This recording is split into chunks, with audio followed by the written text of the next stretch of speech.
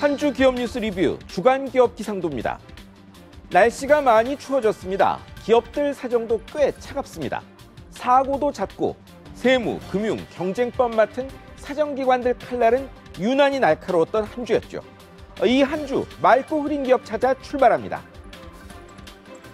먼저 교보생명입니다. 한다 말만 많고 매번 안 됐던 상장, 내년 다시 추진한답니다. 이미 삼성생명 비롯해 생보사들 상장 많이 했습니다. 손해보험은 더 많고요. 그런데 자산 100조 원 넘는 생보 3위 이 회사가 드디어 하겠답니다.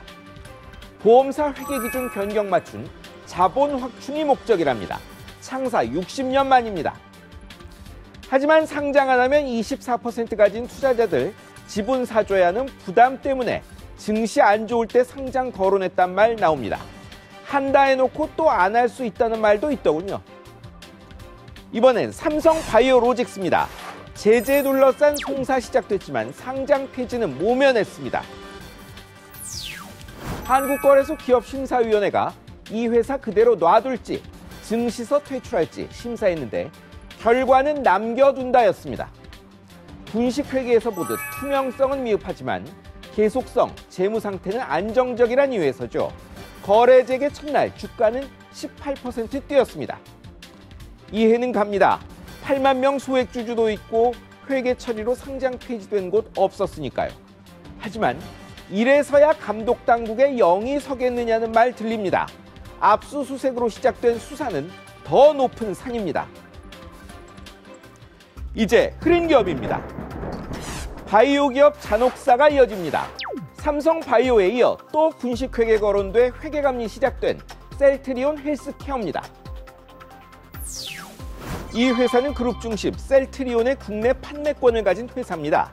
이 판권을 2분기 218억 원에 되팔았는데 이걸 매출로 처리했습니다.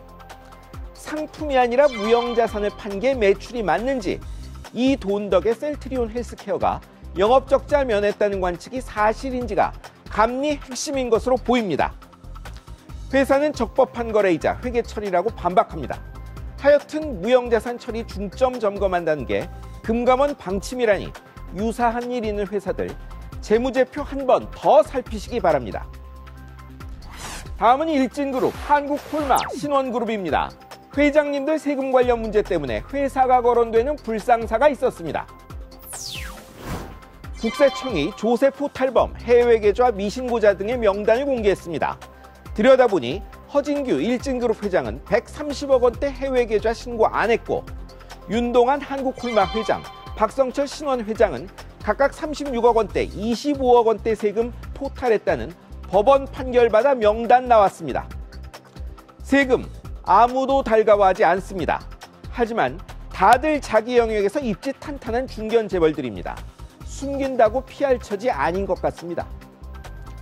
지난주 세금 문제 생긴 회사 또 있었습니다. 세계적 IT 회사 구글의 한국법인 구글코리아입니다. 지난주 국세청 조사관들이 서울 강남의 이 회사 찾아갔습니다. 국세청도 구글도 말 안 해주지만 이슈는 크게 두 가지.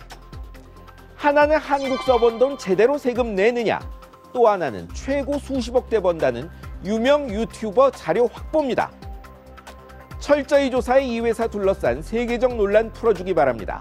하나 더 하자면 국회 세법 개정안 따라 구글코리아는 내년 7월부터 안 내던 부가가치세도 내야 합니다. 마지막은 하림, 대림 두 재벌입니다. 총수들이 일감 몰아주기로 고발 위기 몰렸습니다.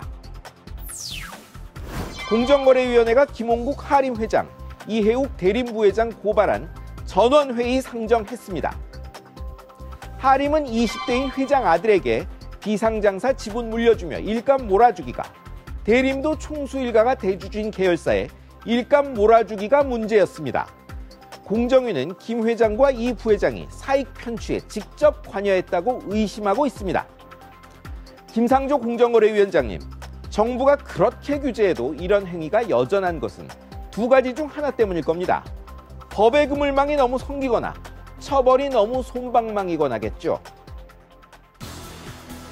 올해 1인당 국민소득 3만 달러 돌파가 확실시됩니다. 하지만 일자리, 분배 사정, 성장률 이런 것 보면 우울한 게 현실이죠. 이번에는 내년 경제를 체감할 정도로 바꾸어 놓겠다는 정부 의지를 믿어보고 싶습니다. 지금까지 주간 기업 기상도였습니다.